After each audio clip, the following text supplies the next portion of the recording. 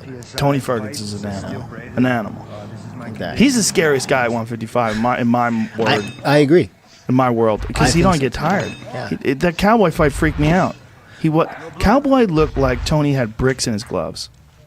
Yeah. His face was all busted up. Tony didn't look like he had a scratch on him, and Tony wasn't even tired. Tony posted a meme, I feel like a couple days ago. He showed like his last 7 opponents. Yeah, they're all fucked up. Like they all fell off a train.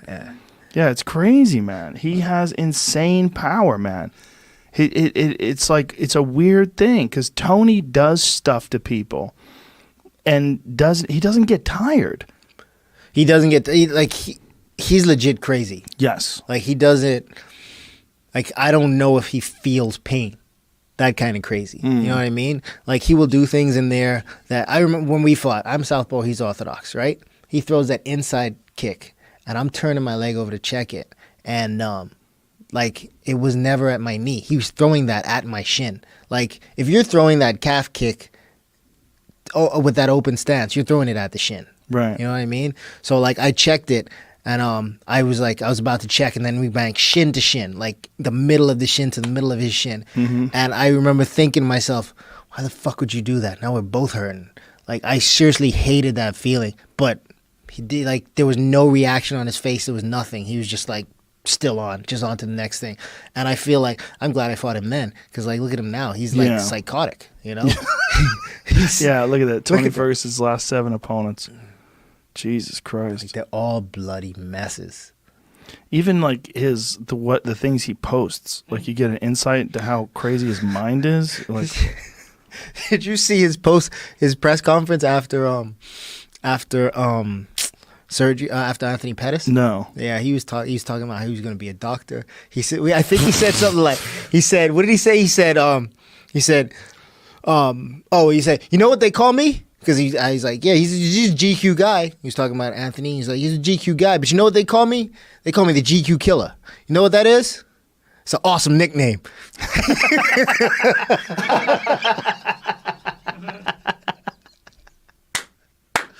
I would like to see what his conditioning workout is, because Eddie goes with him up to Big Bear, and he trains with him, and he says, "You never seen anything like it." He said everybody else in the camp can't keep up with him. He works out. He goes, "I've never seen anybody have this kind of dedication in gas tank." He said he works out a legitimate 6 hours a day.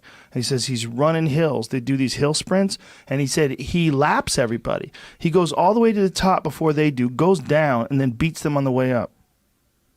He said he just doesn't get tired. Yeah. I don't understand. What is someone doing when their cardio is so much better than everybody else's? Because the Cowboy fight, I'm telling you, man, I watched him from the moment they stopped the fight. After the second round, I'm watching him, and he goes back to his corner. Cowboy's face is a mess. He's just beating the shit out of Cowboy. He goes back to his corner. His stomach isn't even heaving. Yeah. He's not breathing heavy. I'm not going to lie to you. As I don't want to see this fight because I like both those guys, but as a fight fan, I want to see this fight, and that's him and Dustin. Oh, him and Dustin would be insane. Because like those are two guys who don't know how to quit. Well, if Dustin beats Khabib, that's the fight. Yeah. And if Dustin doesn't beat Khabib, Tony and Khabib's the fight. Yeah. They'll fight eventually, I'm sure.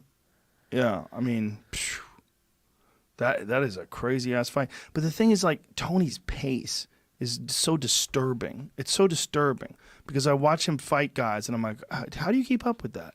Like, nobody keeps up with it. Like, you got to crack him. You got to catch him. Like, Anthony caught him, but he broke his hand. But Pettis had him hurt, and Lando had him hurt. Lando Venata cracked him. I remember had him that. hurt. Yeah. Yeah. Yeah, but like He knows how to survive, though. Yeah, exactly. And also, it's weird because he doesn't survive like most people do. He doesn't tie you up and try to recollect himself.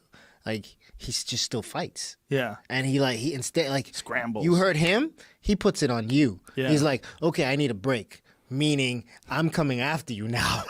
Like, you're gonna have to stop me from killing you, so that I can breathe. Take a break.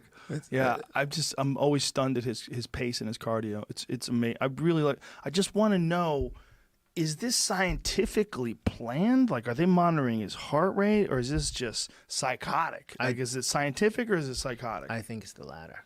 I think it might be.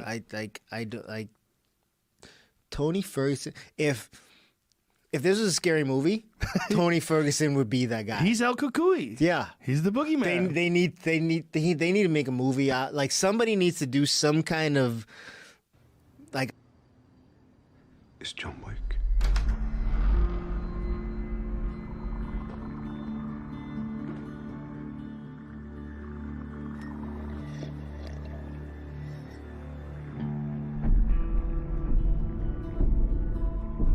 He once was an associate of ours. We called him Baba Yaga. The boogeyman? Well, John wasn't exactly the boogeyman. He was the one you sent to kill the fucking boogeyman. Oh, John is a man of focus, commitment, sheer will. Something you know very little about. I once saw him kill